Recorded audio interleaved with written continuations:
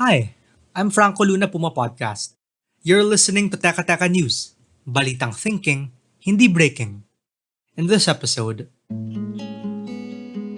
In the center of the room, under the red lanterns, were placed four round tables, systematically arranged to form a square. Little wooden stools, equally round, served as seats. we take you inside a dilapidated Binondo Panciteria that dates back to the Spanish era.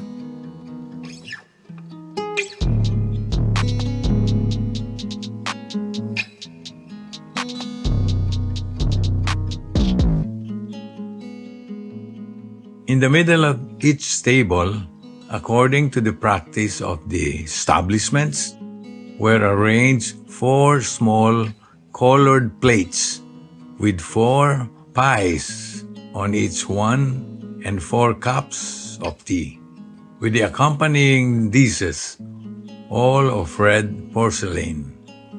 Before each seat was a bottle and two glittering wine glasses. What you heard was an excerpt from Jose Rizal's El Filibusterismo. Our national hero was actually writing about a restaurant known at the time as the Panciteria Macanista de Buen Gusto.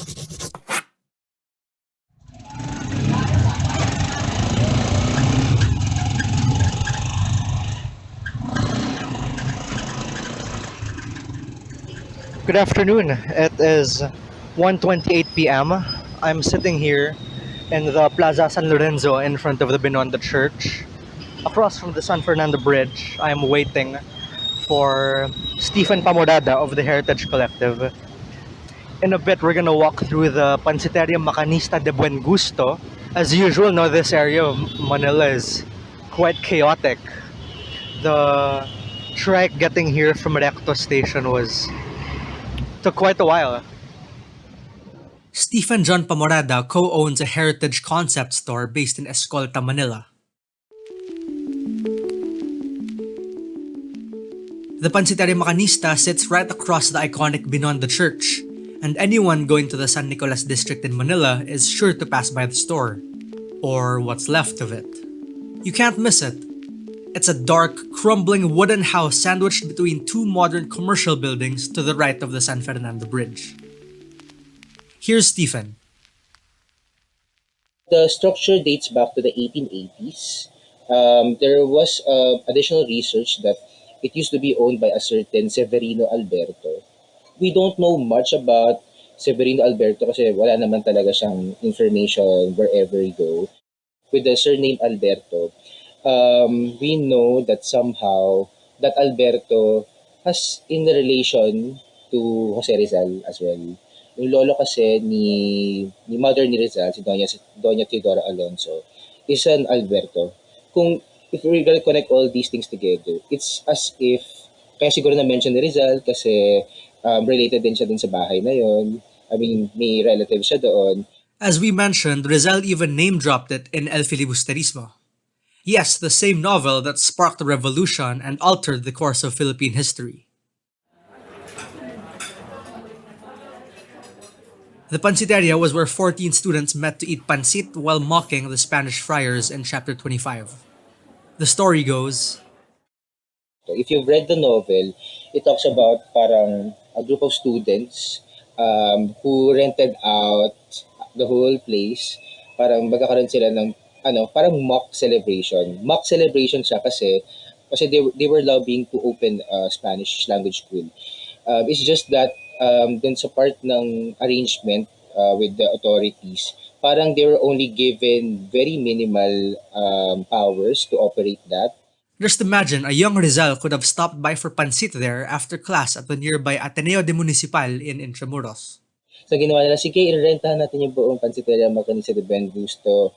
But just out of a sarcastic way to say to everyone that, yeah, we're celebrating the permission na ma-open yung Spanish school. So parang yun yung kwento na parang insight doon is as if the house served as a venue para marinig ng bahay as a silent witness yung mga hinaing nila, yung sarcastic celebration nila, yung again frustration nila sa government.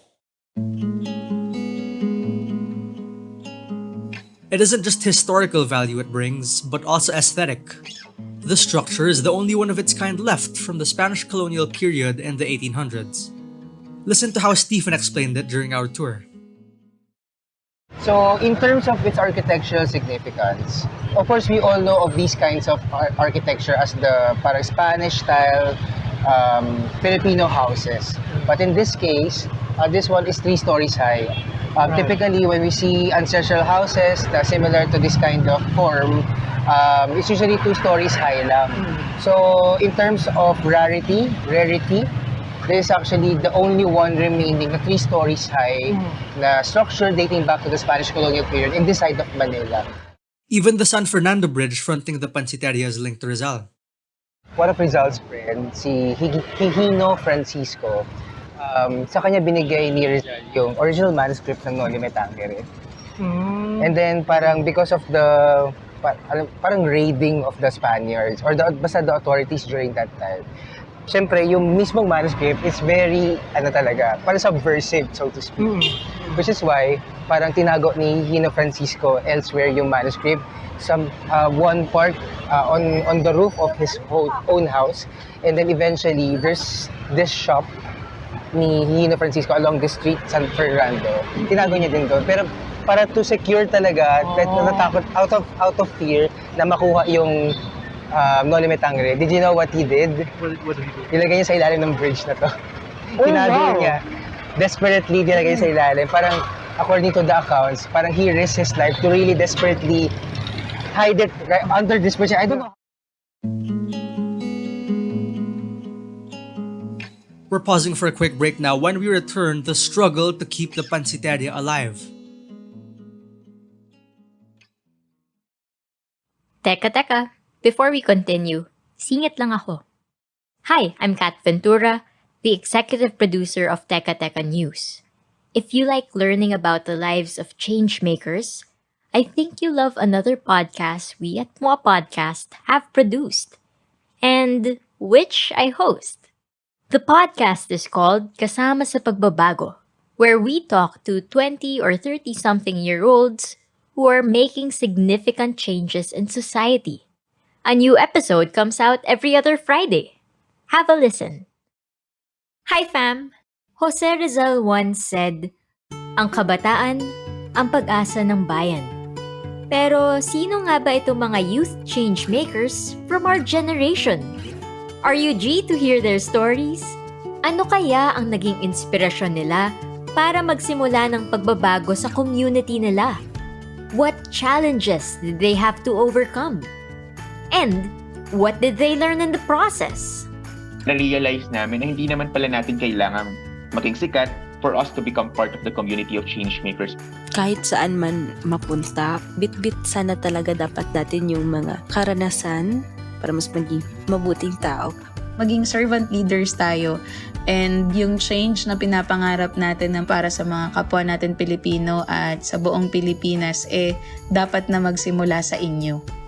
Mas makikilala pa natin sila dito sa Kasama sa Pagbabago, isang podcast kung saan inaalam natin kung ano-ano ang mga pagbabagong sinisimulan ng mga kabataan sa kani-kanilang komunidad and why they believe that the youth is truly the hope of our nation. Ang Kasama sa Pagbabago ay isang podcast ng Youth Leadership for Democracy o YouthLED, a project of the Asia Foundation and the United States Agency for International Development, powered by Puma Podcast. So stay tuned, fam! A new episode drops every other Friday.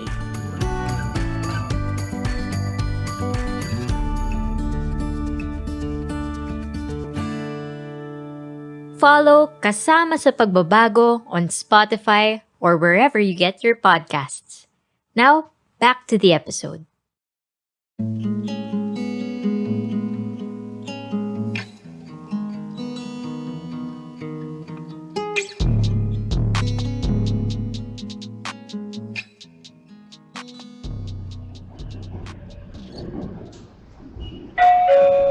Arriving at Recto Terminal Station. Paparating na sa Recto Terminal Station.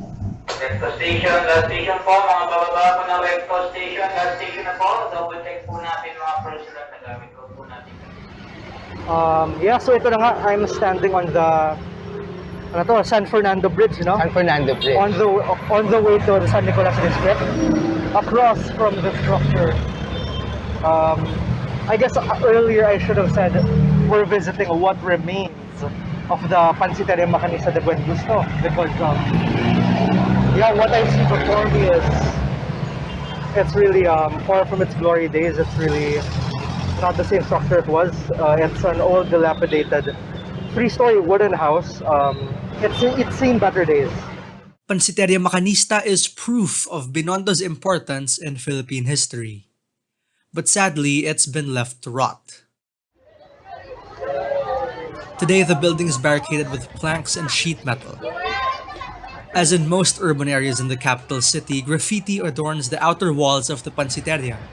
An abandoned sign up front indicates there was once a Xerox shop for students downstairs.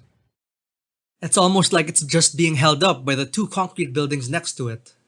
I asked Stephen, do locals know about the building's history? For sure, no. For sure, no. You need to parang, emphasize na, alam niyo bang importante yung nasa harapan ng building nyo? Like for example, there's usually an assigned security guard on this bridge. Again, at least mga 1980s onwards may Xerox copy machine dito. So hindi ko siya masyadong napapansin noon kasi nga dati wala akong interest about history. I think in the past meron pang sari-sari store here and all that. Talaga? Parang yun yung mga last time na may nakita akong talaga nag-occupy dito. According to a report by the Philippine Star, caretakers even put up a gate at one point to keep away drug users who snuck into the abandoned house to smoke pot. Siguro, in terms of yung sa building official, knowing that this is an abandoned building, dapat hindi ganun eh. May mga rules sa building code natin na pag ganyan yung itsura, dapat kinakausap mo yung owner that they need to upkeep the maintenance of the frontage. Actually, you're not yet talking about the historical or heritage aspect of it. You're just talking about safety. Under the law, heritage agencies like the National Museum of the Philippines have the power to designate heritage sites as national cultural treasures, which lets them buy the property and reject any developments on those lots. Local governments can also sign ordinances giving the private owners of heritage sites tax incentives. The biggest problem for the Panciteria is this: its owners also intend to demolish it later on. It's not been officially declared a cultural treasure. It's only designated as a presumed important cultural property under the National Cultural Heritage Act. But the building doesn't have long before it could potentially collapse. So what happens next? What's next for the Panciteria Macanista? We just need to keep an eye on this. And then, for the government to actually, start their action na if you want to buy this out, do buy it out na. And at the same time, restore it na. So I think I will follow up with them perhaps in the future. And the bigger issue is how heritage buildings in general are being handled. We also passed by 4 of them in the San Nicolas district, and a few of them did not have any markers of any sort acknowledging their historical significance. The birthplace of General Antonio Luna is also in the San Nicolas district, and that has a marker at least. The final resting place of Rizal's mother is there too, and it has not 1 but 2 markers. Laging tahimik lang yung mga heritage agencies as if parang lang there's, for lack of better term, sitting pretty in what they're doing. Pero in fact, they have powers to parang to be unleashed. I have many dreams on what can be done on that building. Like, but perhaps as a start, parang at least whether it's the national or the local government agencies would take the lead. At least man lang makabitan siya ng marker. Parang there's a plaque installed on the front part of the building talking about the history of the structure. At least yun kasi lagi yung indicator na heritage structure na siya pag nakabitan na siya ng ganun. The fate of the Panciteria Macanista de Buen has real implications for the remaining heritage structures in Manila. And as Stephen points out, to destroy this part of our history would be a real tragedy. This is already a structure related to Rizal, no less than Rizal, na parang national hero na yon. If that's something na ide-demolish pa, kasi in the city of Manila, marami pang ibang lesser-known heritage houses that are being demolished. In fact, as we speak, may na-demolish and we're working on we're working on parang saving that structure. Pag ito pa lang, hindi nyo na pinansin, parang it really says something.